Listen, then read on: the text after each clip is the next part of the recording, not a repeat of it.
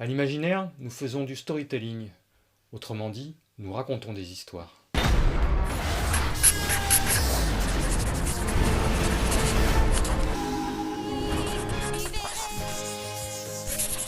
Des histoires d'entreprises qui sont de véritables institutions avec un long passé. La Mutuelle du Rempart est née en 1932, à l'initiative de chirurgiens toulousains, certainement émus par la précarité de l'époque et les difficultés d'accès aux soins suite aux crises économiques qui avaient sans doute suivi la crise boursière de 29. Elle n'est devenue Mutuelle du Rempart qu'à partir du moment où elle s'est installée pendant plusieurs décennies, rue du Rempart Saint-Étienne.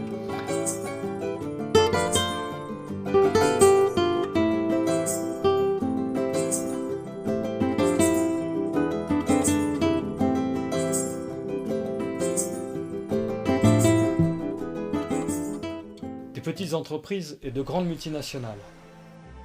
Le 2 janvier 1973, je suis rentré à Airbus.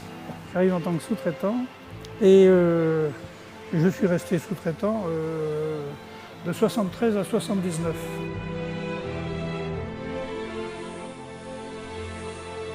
Le 300 n'avait pas de doc, c'était nouveau. On a écrit ce qu'on appelle l'AMM, Aircraft Maintenance Manuel, ou le manuel de maintenance, disons en français, de l'Airbus, tout le fonctionnement du pilote automatique. Je suis rentré aux usines de voitures le 8 juin 1936. J'ai tenu le temps pour arriver les longerons du D500. À l'époque, quand on était là, qui faisait les premiers essais du train rentrant.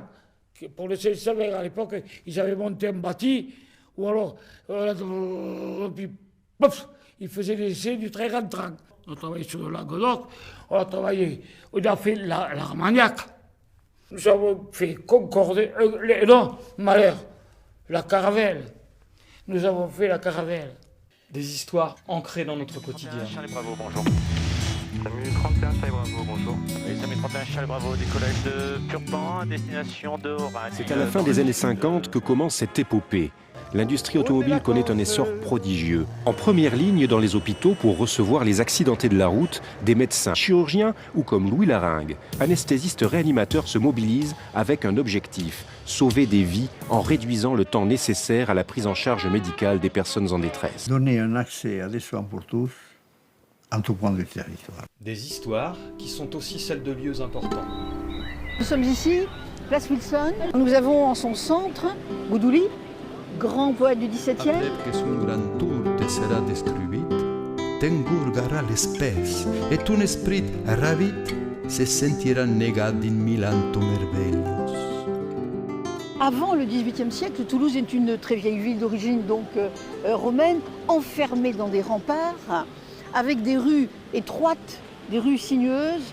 Et Virbent, il va donc monter, dessiner, puis faire s'élever de belles ordonnances de façade, un rez-de-chaussée à arcades, un premier étage avec de grandes fenêtres, de hautes fenêtres étroites, marquant un rythme vertical.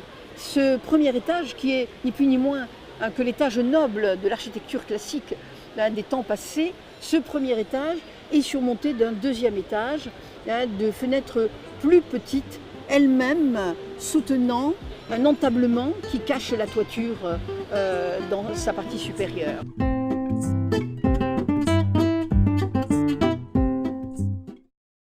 Qui peuvent retracer de grandes aventures humaines. L'Uvalie, c'est un peuple spontané, attentif, accueillant, qui va être assez prévenant avec les étrangers. Ça a beaucoup contribué au choix de ce pays pour adopter.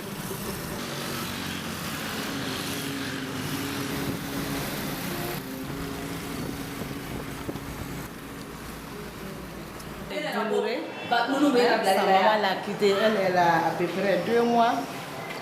Cette séparation-là, c'est vraiment dur pour la petite. Rester avec sa maman jusqu'à 2 mois après une abandon, c'est vraiment... Vous avez vu, elle n'est pas habituée au biberon. Hein?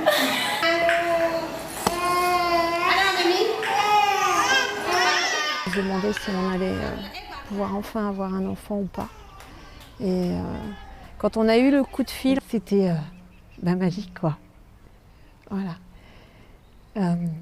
Et donc on est parti le rencontrer, on l'a rencontré le 8 décembre, donc à peu près 6 semaines après.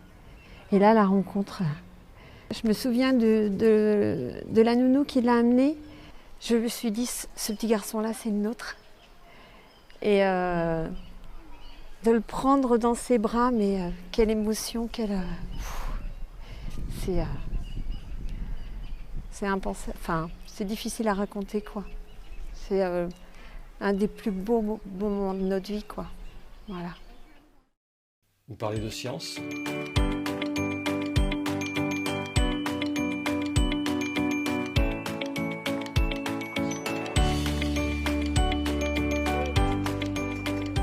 On a énormément de formations à la Maison pour la Science, c'est très diversifié sur tous les domaines, en biologie, en physique, en technologie. On n'est pas là pour proposer aux enseignants du clé en main. Ils vont venir faire des activités scientifiques, se dire voilà, ce que j'ai appris aujourd'hui à la Maison pour la Science, comment je vais pouvoir le mettre en œuvre simplement avec mes élèves dans ma classe. Donc tu as le Raspberry, donc l'avantage c'est vrai que c'est un PC qui est vraiment pas cher. Après tu as l'Arduino, c'est beaucoup utilisé aussi en robotique, pour les petits robots, des choses comme ça. On peut facilement acheter des petits capteurs. Des histoires qui donnent la parole aux porteurs de savoir-faire traditionnels. Petite, j'ai toujours dessiné, peint, sculpté, modelé.